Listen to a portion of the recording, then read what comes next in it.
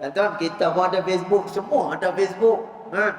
Baik yang tua, baik yang muda ada Facebook. Tuan-tuan, apa salahnya kalau contoh pada malam ni dia mengaji, dia catat, kemudian dia masukkan dalam mana-mana media sosial. Tuan-tuan, dengan tujuan apa? Amrun bi ma'ruf. Mengajak manusia kepada perkara-perkara yang ma'ruf. Tuan-tuan, Nabi sebut, man dalla 'alal khair, siapa yang menunjukkan orang lain dengan satu kebaikan dan orang lain mengikutinya. Tuan-tuan, kata Nabi SAW, dia juga mendapatkan pahala yang sama sebagaimana orang yang melakukan kebaikan tersebut.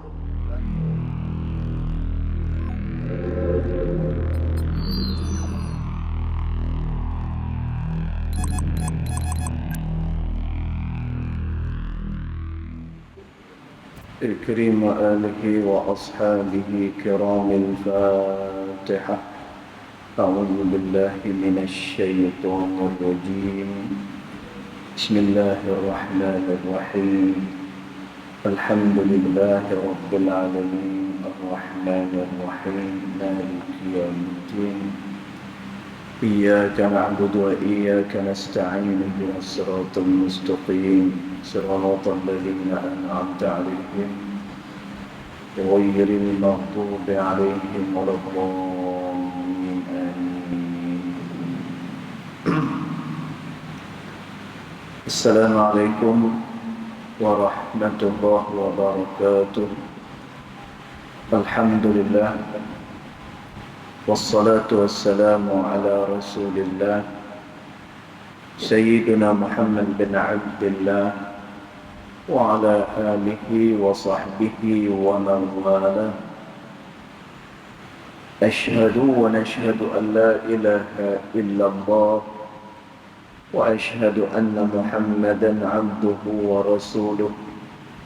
اللهم فصل وسلم على سيدنا محمد عبدك ورسولك النبي الأمي وعلى آله وصحبه وبارك وسلم.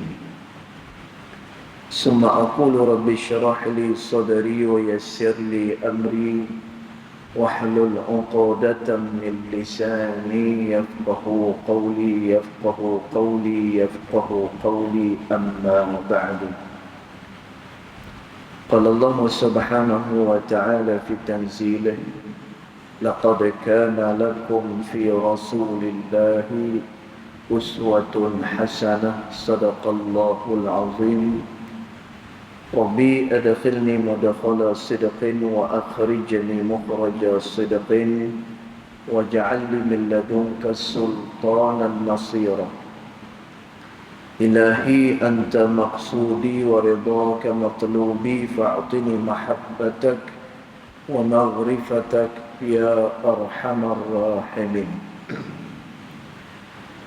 Alhamdulillah, pertama-tamanya kita merafakkan kesyukuran kehadirat Allah Subhanahu wa taala kerana dengan limpah kurnianya, dengan rahmatnya, alhamdulillah kita masih lagi dapat bersama-sama di dalam rumah Allah Subhanahu wa taala ini bagi menunaikan salat fardu maghrib berjemaah, dan insya-Allah kita akan salat pula salat Isya sebentar sahaja lagi. Mudah-mudahan segala kerja buat kita ianya akan diterima pada sisi Allah Subhanahu wa taala. Tuan-tuan puan-puan yang dirahmati Allah sekalian, kita sambung lagi pembacaan kitab Adab Sulukil Murid yang dikarang oleh Al-Imam Al-Habib Abdullah bin Alawi Al-Haddad rahimahullahu ta'ala pada ibarat yang berikutnya. Maka dia kata Bismillahirrahmanirrahim. Qala muallif rahimahullahu ta'ala wa nafa'na bi'ulumihi fid darain amin. Dia kata bal yang bagi lil muridi alla yuharrika lisanahu illa bitilawatin. Dia kata bahkan hendaklah seseorang murid itu tidak menggerakkan lisannya sama sekali, illa bitilawatin, melainkan hanya untuk membaca Al-Quran, au zikrin, ataupun dengan zikir, au nushin li muslim, ataupun untuk dia beri nasihat kepada orang Islam yang lain, au amrin bima'ruf, ataupun dia menyuruh benda-benda yang ma'ruf, au nahyin an munkar, ataupun dia mencegah perkara yang mungkar, au syai'in min hajati dunyahu, ataupun dia bercakap tentang hajat dunia dia, allati yasta'inu biha, yang membantunya, ala ukhrahu, yang membantunya untuk mendapatkan akhirat. Tuan-tuan puan-puan dirahmati Allah sekalian, sebelum ni kita terang berkenaan dengan seseorang yang nak mendekatkan diri kepada Allah, antaranya hendaklah dia menjaga akan lisan dia. Dan kita dah beritahu tuan-tuan, lisan ni dia punya kesan dia begitu besar. Bagi orang yang tidak menjaga lisan dia, maka hati dia akan jadi keras. Kemudian dia hilang dia punya waktu lapang dia kerana sembang benda-benda yang tak bermanfaat. Tuan-tuan, maka kata pengarang pada kitab ni, sepatutnya lidah yang diberikan oleh Allah Subhanahu wa ta'ala ni hendaklah digunakan pada perkara-perkara kebaikan, seumpama membaca Quran, seumpama berzikir, menasihati orang, kemudian buat amar ma'ruf, nahyun 'anil munkar, ataupun dia bercakap soal dunia yang boleh membantu akhirat dia. Dan maka kalau kita tengok di sini, seolah-olah macam kita tak boleh nak bersembang langsung. Nah, bila mana Al-Imam Al-Haddad rahimahullah ta'ala dia beritahu, seseorang ni dengan lidah dia, dia kena tilawah, kena zikir, kemudian dia kena nasihat kepada orang Islam yang lainnya. Dan tak nampak macam kita kata dia tak boleh nak bersembang walau sikit pun. Tuan-tuan, maksud daripada pengarang pada kitab ni, seseorang hendaklah dia menjaga lidah dia supaya tidak melakukan perkara-perkara yang diharamkan oleh Allah. Maka orang ni walaupun dia tidak tilawatul Quran, tapi kalau dia sembang tu mendatangkan manfaat, tuan-tuan, maka sembang tu dia tidak memudaratkan lidah tersebut. Tuan-tuan, ataupun dia tak zikir, tetapi dia bercakap benda-benda yang baik-baik, ataupun dia bercakap benda yang harus-harus, tuan-tuan, maka juga tidak memudaratkan lidah dia. Tapi ada orang yang setiap masa dia adalah dengan Al-Quranul Karim. Ada orang yang setiap masa dengan berzikir pada Allah. Ada orang yang setiap masa dengan menasihati orang, yakni orang yang mengajak. Dan tuan, ada orang yang kerja dia memberikan motivasi kepada orang lain. Dan tuan, maka semuanya ini adalah pekerjaan lidah yang sepatutnya dilakukan oleh seseorang. Dan tuan, bila dia jaga lidah dia, maka pada masa itu dia telah pun mendekatkan dirinya pada Allah Subhanahu wa taala. Dan tuan, kerana itu orang bila dia nak dekatkan diri pada Allah bukan semata-mata hanya pada zikir. Dan tuan, kita tengok orang kadang-kadang bila boleh kat dia tarekat misalnya. Dan tuan, dia ambil baiat tarekat misalnya. Tuan tahu kan tarekat ni? Tarekat ni maknanya orang-orang yang berjalan dengan jalan kesufian, tujuannya untuk mendekatkan diri kepada Allah. Dan tuan, ada orang yang boleh tarekat kat dia, yang dia buat hanya zikir. Dan tuan, semata-mata zikir. Dia tak memerhatikan anggota tubuh badan dia. Sama ada anggota tubuh badan ni buat benda baik ke tak buat benda baik ke, kerja dia hanya zikir pada Allah. Dan tuan, padahal bila kita bertarekat ni, kita nak ajak diri kita semua sekali zikir dengan lisan, kemudian tubuh badan juga zikir kepada Allah. Dan tuan, kerana tu disebut oleh ulama bahawasanya zikir badan lebih kuat daripada zikir lisan. Dan tuan, yang kita sebut ni la ilaha illallah, yang kita duk sebut ni subhanallah, alhamdulillah, wala ilaha illallah, wallahu akbar.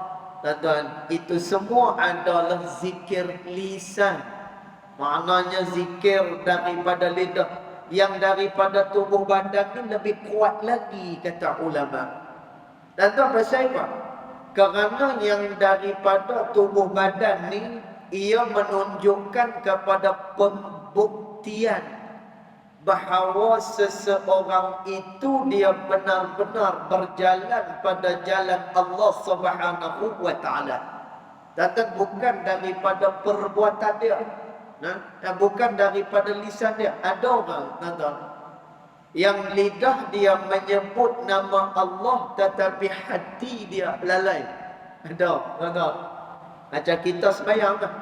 Kita sembahyang, tahu-tahunya imam bagi salam, yang kita ingat doa je, takbiratul ihram, kemudian masa beri salam, hak lain lupa habis. Tuan, kerana tu kata ulama, antara zikir lidah dengan zikir anggota tubuh badan, zikir anggota tubuh badan tu jauh lebih kuat daripada zikir lisan. Tuan, orang-orang munafik di kota Madinah, orang munafik dekat kota Madinah, tuan, mereka menzahirkan keimanan kepada Nabi sallallahu alaihi wasallam. Tuan, mereka zahirkan pada Nabi, mereka zikir, kemudian mereka juga sembahyang, kemudian mereka ni memuji pada Nabi sallallahu alaihi wasallam. Tuan, tapi hati mereka kosong daripada beriman dengan Allah dan dengan Nabi Muhammad sallallahu alaihi wasallam. Dan orang munafik ni pecah terbelang dia bila masa Nabi sallallahu alaihi wasallam ajak depa ni pi berperang. Dan bila ajak pi berperang, pada masa tu kebun-kebun mereka sedang mengeluarkan hasil. Dan tengah berbuah ni. Maka Nabi SAW ajak pi perang. Bila ajak pi berperang, mereka kata apa? Wahai Muhammad, kami tak boleh nak ikut perang sekali dengan kamu. Nampak tak? Tuan-tuan? Tak boleh. Kerana sekarang ni kebun-kebun kami sedang mengeluarkan hasil. Kebun kami sedang lebat berbuah. Nanti kalau kami keluar, siapa yang akan tengokkan kebun-kebun kami? Tuan-tuan, kerana itu ulama menyatakan antara zikir yang disebut dengan lisan dengan zikir yang diperbuat oleh tubuh badan, yang diperbuat daripada tubuh badan tu jauh lebih kuat dan lebih besar daripada sebut dengan lidah dia. Tanda pasal apa? Kerana yang dibuat dengan anggota tubuh badan tu menunjukkan pembuktian kepada Allah Subhanahu wa taala. Baik. Kemudian pengarang kitab ni dia kata lagi, wa qad qala alaihi salatu wassalam, dan sesungguhnya telah berkatalah Nabi sallallahu alaihi wasallam, dia kata, kullu kalami bani Adam, setiap patah perkataan anak Adam itu, alaihi la lahu, sepatutnya atasnya itu tidak ada benda lain lagi dah, illa zikrullah, melainkan hanyalah untuk dia berzikir kepada Allah. Ini kata Nabi. Sepatutnya perkataan seseorang anak Adam ni tidak ada lain bagi dia, melainkan hanyalah berzikir kepada Allah. Dan tuan, maknanya kita tak boleh nak buat kerja apa ni melainkan kita hanya duk berzikir kepada Allah Subhanahu wa taala. Dan tuan, manusia ni dia terbahagi kepada dua bahagian. Tuan, pertama, ada manusia yang ianya daripada golongan asbab. Ni yang pertama. Yang keduanya adalah daripada golongan tajrid. Dan ni dua golongan manusia di dalam berjalan kepada Allah Subhanahu wa taala. Satu golongan asbab, satu lagi adalah golongan tajrid. Dan tuan, masya-Allah, pengarang pada kitab ni Al-Imam Al-Haddad rahimahullahu taala ni, dia ni orang yang dah berada pada maqam ataupun kedudukan tajrid. Dan tuan, apa dia beza kedudukan asbab dengan tajrid ni?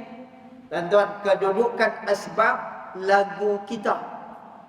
Tuan, kita ni, kita semayang-semayang, tuan. Kita zikir. Tu lepas semayang kita zikir. Dan tuan, entah nanti waktu bila tuan nanti kita zikir. Isnin Khamis kita puasa. Tuan, tapi apakah hati kita 100% terikat dengan Allah Subhanahu wa taala? Tuan, tidak sama sekali. No. Kita kadang-kadang ada kebimbangan pada masa hadapan, ada rasa bimbang. Tuan, kadang-kadang bila kita tengok pendapatan kita tak berapa nak okey, misalnya, dia pun terfikir, esok ni aku nak makan apa dah maaf. Dan tuan, dia boleh fikir sampai hari esok ni. Dan tuan, punyalah dia bimbang. Hari esok sepatutnya rezeki pada hari esok tak usah fikir dah. Pasal apa? Kerana rezeki telah pun ditentukan oleh Allah Subhanahu wa taala. Tapi kita masih lagi ada kerisauan. Tuan, ini menunjukkan bahawa kita berada pada maqam asbab. Tuan, tadi saya nak keluar daripada rumah. Ini maqam asbab mana? Tuan, nak keluar daripada rumah, tengok-tengok hujan lagi kan. Tuan, kereta baru basuh maghrib. Kemarin baru basuh kereta. Setelah sebulan tak basuh kereta. Tuan, kereta saya tu dia dua. Satu untuk kegunaan saya, yang kedua untuk angkut pelajar-pelajar. Hari ni tak dan nak pergi ambil pelajar hari ni. Dah pasal hujan. Takut nanti pergi sana tak boleh nak patah balik sebab kereta banyak jalan langgar lah. Nak tambah pula hujan. Tuan-tuan, kita kereta baru je, apa ni baru je, basuh ni makin ni. Dah lama tak basuh. Tuan-tuan, dengan polishnya, dengan apa semua sekali. Tuan-tuan, tengok-tengok hujan. Tuan-tuan, kau tengok hujan.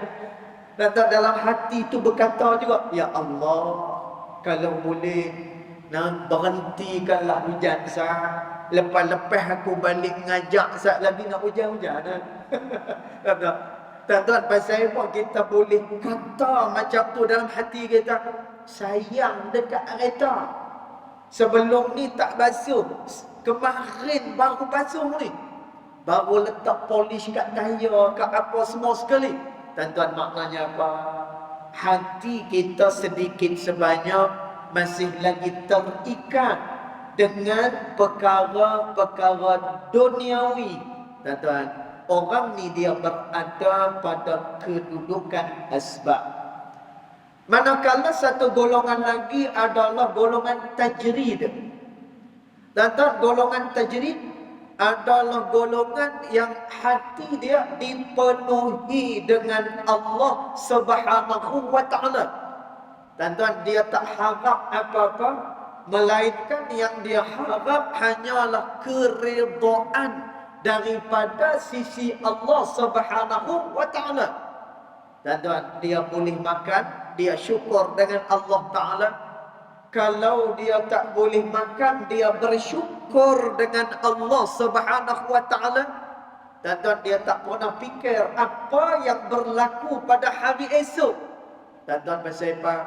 Kerana orang ni hati dia bergantung harap hanya semata-mata kepada Allah Subhanahu wa ta'ala.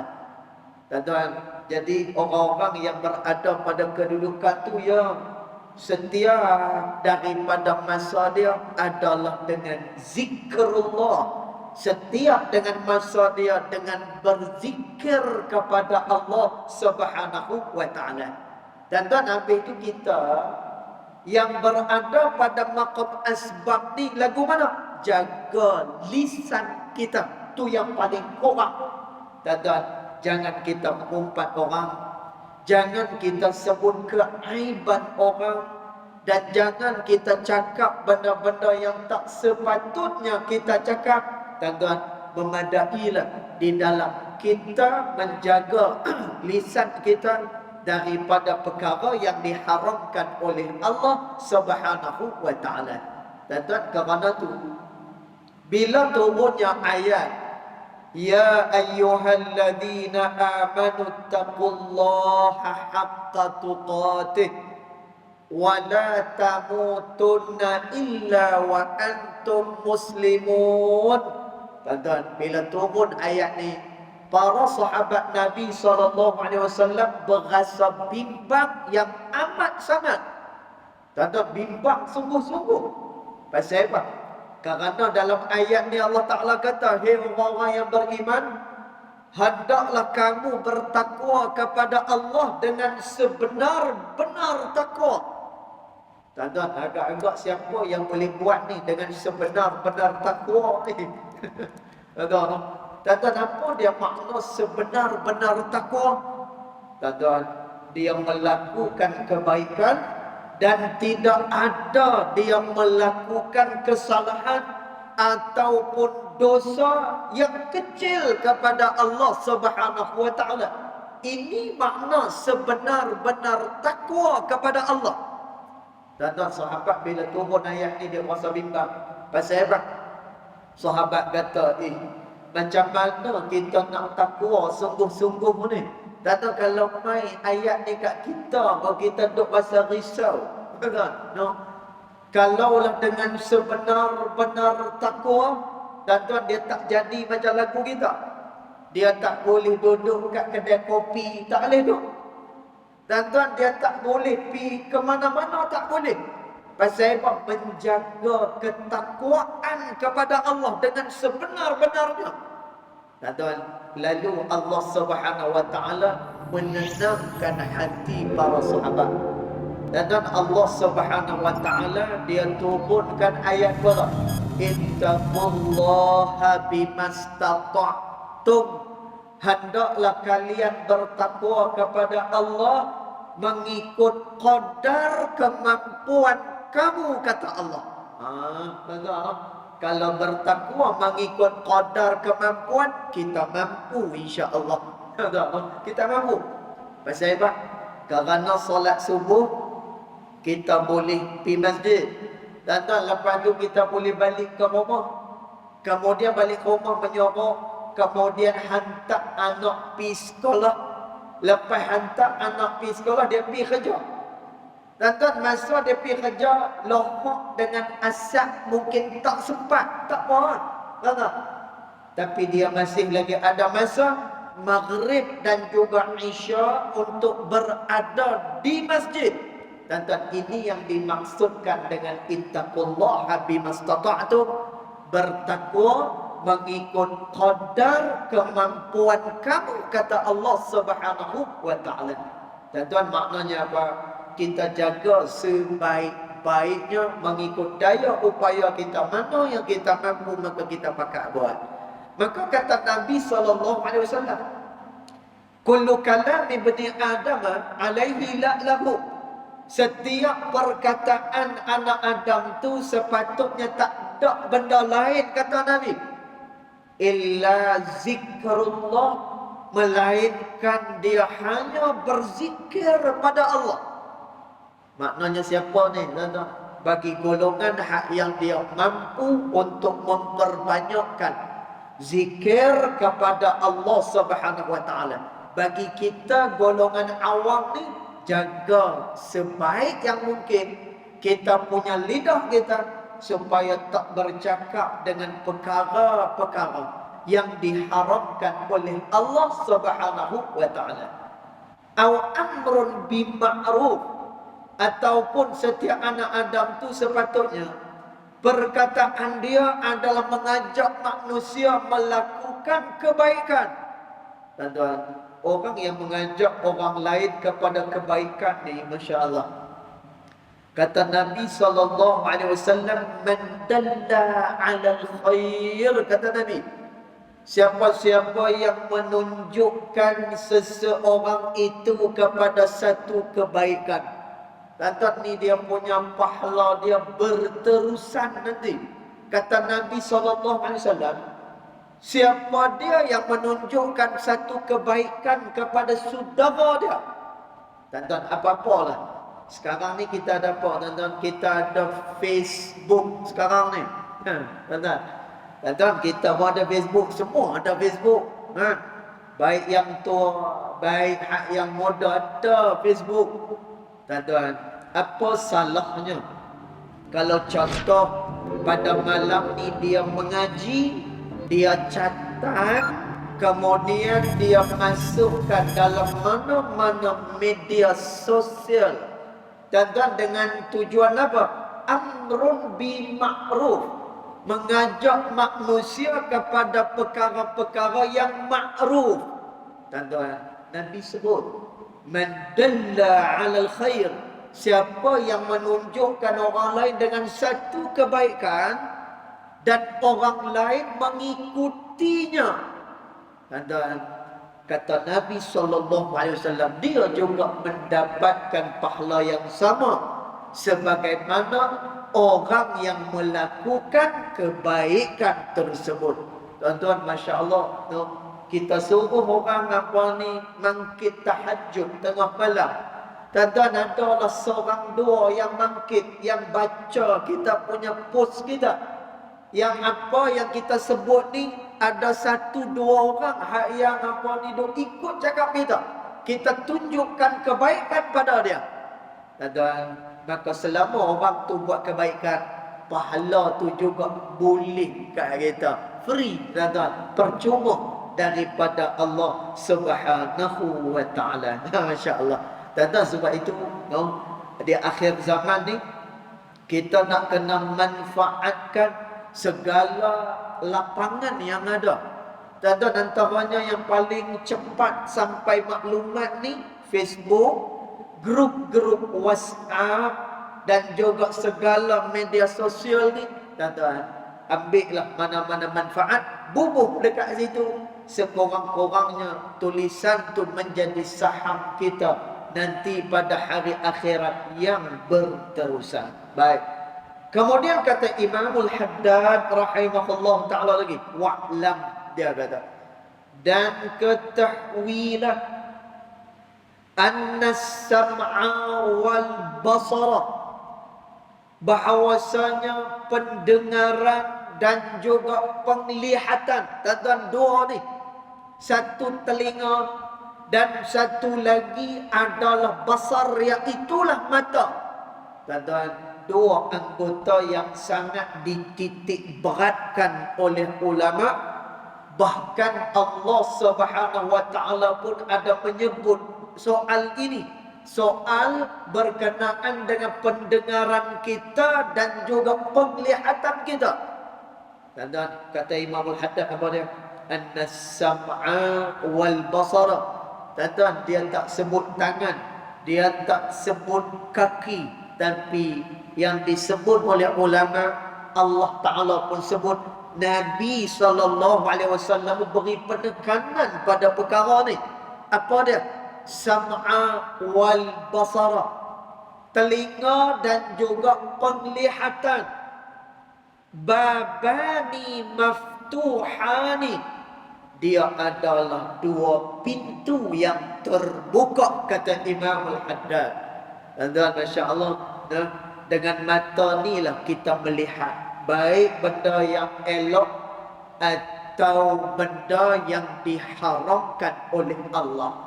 Dan tangan tak ada apa-apa, kaki tak ada apa-apa. Tangan kaki ni, kalaulah dia pi zalim dekat orang, baru dia akan kira dia berdosa dengan Allah. Kaki, masa dia melangkah kepada perkara yang diharamkan oleh Allah, barulah dicatat kaki itu berjalan kepada benda yang diharamkan oleh Allah. Tuan-tuan, tapi telinga dengan mata ni dia clear. Yang baik pun dia tengok, yang tak baik pun dia tengok. Tuan-tuan, telinga pun sama. Yang baik pun dia dengar, yang tak baik pun dia juga dengar. Tuan-tuan, kalau kita pergi di market besar kan, pergi kat mana-mana. Tak tahu kan. Masuk-masuk je kadang-kadang lah, kadang-kadang.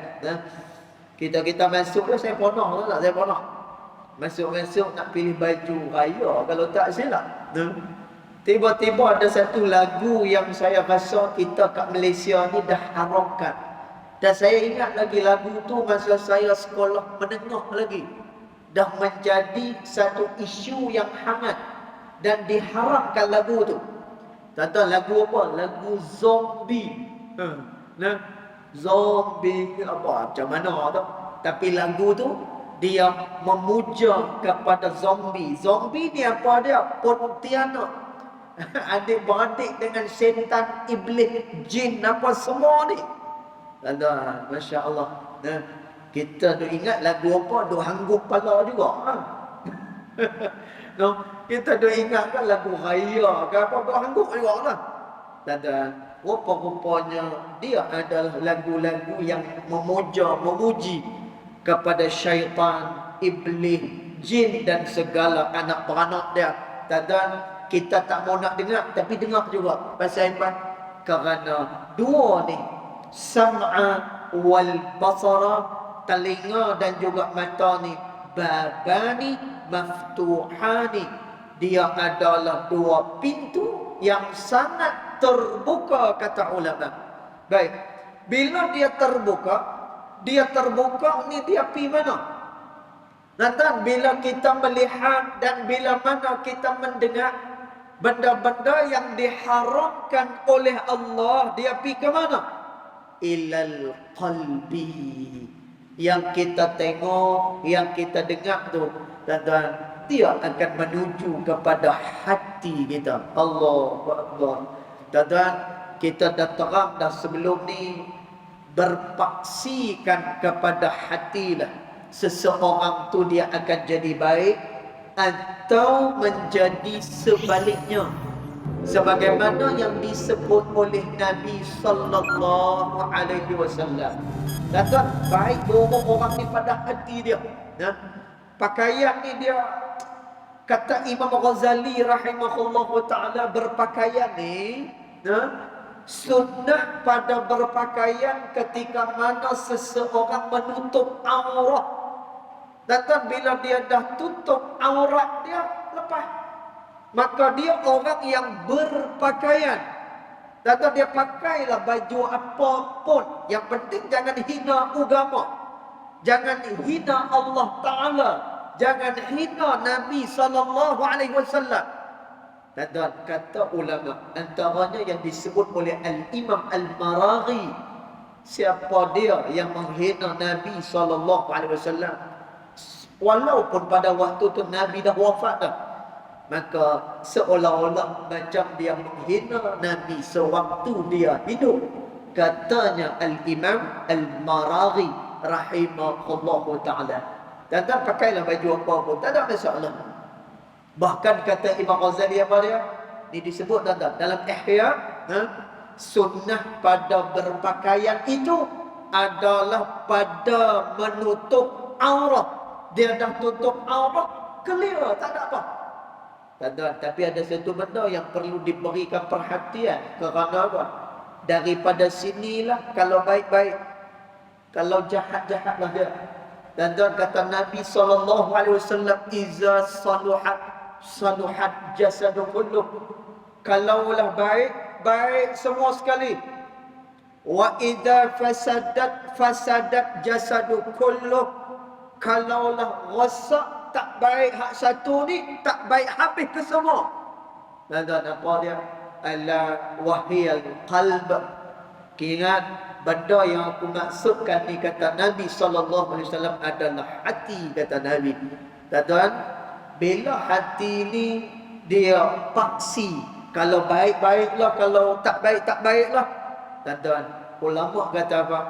Pendengaran, penglihatan, dua pintu yang terbuka, yang bila mana seseorang dengar, yang bila mana seseorang melihat, maklumat itu ilal qalbi, dia akan masuk ke dalam hati seseorang. Kita ni apa-apa dengan pandangan, apa-apa pun dengan telinga kita mendengar. Kita nak beli kereta, kita nak beli apa sekali pun, tak tahu pasal apa ada kehendak ni daripada pandangan. Tuan, pasal apa yang kita ni suka kepada orang perempuan kita, dan juga adalah daripada pandangan. Sehingga kata Nabi SAW, an-nazar, pandangan ni sahmun min sihami iblis, kata Nabi. Pandangan ni dia salah satu panah daripada panah iblis, kata Nabi SAW. Kata maknanya apa? Daripada dia melihat benda yang haram ni lah, ada keinginan untuk dia melakukan yang haram. Kenapa? Telinga dan juga mata ni dua pintu yang terbuka. Apa yang didengar oleh telinga, apa yang dilihat oleh mata, ilal qalbi, dia akan menetap pada hati seseorang. Kemudian dia kata yasiru ilaihi kullu ma yadkhulu minhuma. Makanya dia akan menjadi, dia kata yasiru ilaihi kullu ma yadkhulu minhuma. Maka dia akan menjadi apa-apa yang masuk daripada keduanya kepada hati seseorang. Dan dia tengok benda haram tu sampai ke dalam hati, dan hati akan teringin melakukan benda yang diharamkan oleh Allah. Dan telinga duk dengar benda yang diharamkan oleh Allah Subhanahu wa taala sampai kepada hati, dan dia terdorong nanti nak melakukan perkara-perkara yang diharamkan oleh Allah Subhanahu wa taala. Tuan-tuan, Masya Allah, tuan-tuan tengok masa tuan-tuan mengerjakan umrah ataupun haji. Tuan-tuan, Masya Allah, nah, tuan-tuan tengoklah keadaan kita masa umrah, masa haji macam mana. Tuan-tuan, masa umrah, masa haji ni kepala otak kita kira nak ibadat dengan Allah Ta'ala saja-saja. Tuan-tuan, pasal apa? Kerana lima waktu kita berada di Masjidil Haram. Tok Imam pula dia hafiz Quran. Tengah sembahyang kalau kita tak baca Quran pun dia dah baca dah. Dan tuan, telinga ni selalu duk dengar orang baca Al-Quranul Karim. Masa-masa lepas makan dengar tazkirah pula daripada mutawif.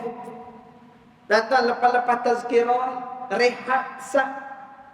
Nanti lepas tu naik bah pula nak pi ziarah. Masa pi ziarah duk dengar lagi tazkirah, ni tempat ni. Tuan-tuan, sebab itu di sana mudah kita melakukan taat pada Allah. Dan tentu yang jadi sedar, yang tu yang kita jadi rasa nak pi lagi ke sana. Allah Subhanahu wa taala kata Makkah Madinah ni mathabatan linnas, dia adalah tempat keluar masuk orang. Dan tuan, ada orang yang setahun 2-3 kali dia pergi umrah. Dan tuan, Allah Ta'ala sebut dah Mekah Madinah ni mathabatan linnas, dia tempat keluar masuk orang seronok pergi sana. Dan tuan, pasal apa seronok? Kerana dia boleh mengosongkan hati dia dengan ibadat kepada Allah Subhanahu wa taala. Dan tuan, pasal apa dekat sana tu kita kuat, walaupun kita uzur, walaupun sebenarnya kita tak larat. Dan tuan, kerana mata dan telinga di sana ni kita tak tengok pemandangan lain melainkan pemandangan orang yang melakukan ibadat kepada Allah Subhanahu wa taala. Dan tuan, kerana tu jaga kita punya telinga kita punya pandangan kita. Kerana dua ni rongga yang sangat terbuka, sehinggalah apabila kita mendengar, apabila kita melihat, dia akan pi kepada hati. Bila dia menetap dalam hati, yasir, maka dia akan berlakulah apa yang kita lihat. Tengok benda taat jadi taat, tengok benda yang diharamkan oleh Allah, hati terdorong melakukan perkara yang diharamkan oleh Allah Subhanahu wa taala. Baik. Kemudian dia kata, wa kam min syai'in yasma'uhul insanu aw yarahu mimma la yanbaghi yasilu minhu atharun ilal qalbi ta'suru izalatuhu anhu. Dia kata Imam Al-Haddad, berapa banyak dia kata pendengaran insan itu dia mendengar, dan berapa banyak pula penglihatan manusia itu dia melihat mimma la yanbaghi, dia melihat benda yang tak sepatutnya dia lihat, kata Imam Al-Haddad. Allahu Akbar. Tuan-tuan, jaga kita punya telefon kita. Tuan-tuan, jagalah kita punya gadget kita. Kerana apa? Kerana dekat situlah. Tuan-tuan, hari ni segala maklumat adalah daripada gadget yang kecil ni, gadget yang halus ni. Tuan-tuan, Masya Allah, saya juga ada anak. Ada anak. Dan anak kita ni pun, kalau kita nak sekat dia daripada gadget pun susah juga. Tuan-tuan, tapi ada satu peraturan yang kita letak di rumah. Mereka tu nak pegang handphone, saya bagi anak-anak ni pegang handphone. Tapi ada masa dia, saya pegang betul handphone ni. Tapi ada masa dia, waktu sekolah hanya lepas asar sahaja. Waktu sekolah, malam apa semua tak boleh. Dia kena belajar mengapai apa semua sekali. Tuan-tuan, nanti hari Jumaat Sabtu tak apalah kita bagi dia. Tuan-tuan, tapi Depa tak boleh tengok handphone tu seorang-seorang. Ni peraturan yang saya buat di rumah. Tuan-tuan, depa tak boleh tengok seorang-seorang. Kalau depa tengok seorang-seorang, nanti mak dia panggil ni. Mai tengok kat sini. Tuan-tuan, maknanya depa tengok tu sekali dengan kami. Ada sekali. Jadi kita tahu dia tengok apa. Kartun apa yang dia tengok. Tuan-tuan, kita dengar ada benda macam tak elok, dia terus tanya apa ni. Tuan-tuan, nak kena kawal. Tuan-tuan, pasal apa? Tengok kata Imam Al-Haddad rahimahullah ta'ala, berapa ramai orang yang dia dengar dan dia tengok benda yang tak sepatutnya untuk dia tengok. Yasil minhu atharun ilal qalbi, dia sampai kepada hati, lalu dia pun memberi kesan kepada hati tersebut. Tuan-tuan, bila mana dosa tu dah terkesan dalam hati dia, tak suruh izalatuhu anhu, maka sukar untuk dibuang daripada hati seseorang.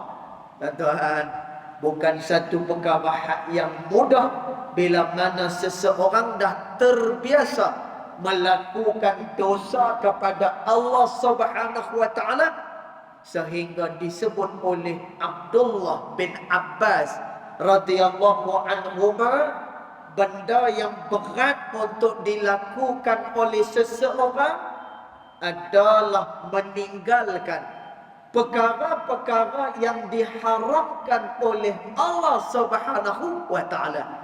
Dan ni perkara yang susah untuk dia buat. Dan pasal apa? Kerana benda tu dia melekat dalam hati seseorang dan dia payah untuk dibuang. Kemudian kata Imam Al-Haddad lagi, fa innal qalba, sesungguhnya hati seseorang tu sari'ut ta'assuri, dia sangat cepat terkesan bi kulli ma yaridu alaih, dengan setiap apa yang sampai kepada hati tersebut. Dan Masya Allah, sebab itu hati kita ni dia disebut sebagai qalbun. Tuan-tuan, qalbun ni makna apa? Benda yang mudah sangat berbolak-balik. Hati mudah sangat terdorong dengan sesuatu perkara. Tuan-tuan, sebab itu kalau kita tengok pakar motivasi ni, kalau dia pandai bercakap, tuan-tuan, Masya Allah, dalam masa 5-10 minit dia boleh tukar pendirian seseorang. Tuan-tuan, pasal apa? Ini adalah kerana hati tersebut dia cepat terkesan dengan apa-apa yang sampai kepada dia. Tuan-tuan, maka kerana itulah kita nak kena jaga sungguh-sungguh pendengaran kita dan juga penglihatan kita ni daripada perkara-perkara yang diharamkan oleh Allah Subhanahu wa taala. Kemudian terakhir kata Imam Al-Haddad, wa idza ta'athara bi syai'in ya'suru mahwuhu anhu, dan apabila hati itu dah terkesan dengan sesuatu, ya'suru mahwuhu anhu, maka sukarlah untuk dibuang dia daripada hati seseorang. Tuan-tuan, mudah-mudahan kita dapat guna pendengaran kita dan juga penglihatan kita ni pada perkara yang disukai dan diredai oleh Allah Subhanahu wa taala. Dan dua anggota ni, pendengaran dan juga penglihatan, tuan-tuan, dia merupakan anggota terkuat di dalam kita nak menjaga hati kita agar dia kekal menghadap kepada Allah Subhanahu wa taala. Insya-Allah, tuan-tuan, nanti kita akan tengok pula pada ibarat yang berikutnya, insya-Allah. Yang baik datang daripada Allah Subhanahu wa taala, yang tidak baik datang daripada kejahilan diri saya sendiri, walaupun hakikat kedua-duanya datang daripada Allah Subhanahu wa taala. Bismillahirrahmanirrahim. Alhamdulillahirabbil alamin. Wassalatu wassalamu ala asyrafil anbiya'i wal mursalin wa ala alihi wa sahbihi ajma'in. Allahumma ighfir lana ma akhta'na wa ma ta'ammudna wa ma asrarna wa ma a'lanna wa ma anta a'lamu bihi minna. أنت المقدم وأنت المؤخر لا إله إلا أنت سبحانك إنا كنا من الظالمين وصلى الله على سيدنا محمد وعلى آله وصحبه وبارك وسلم والحمد لله رب العالمين والله أعلم.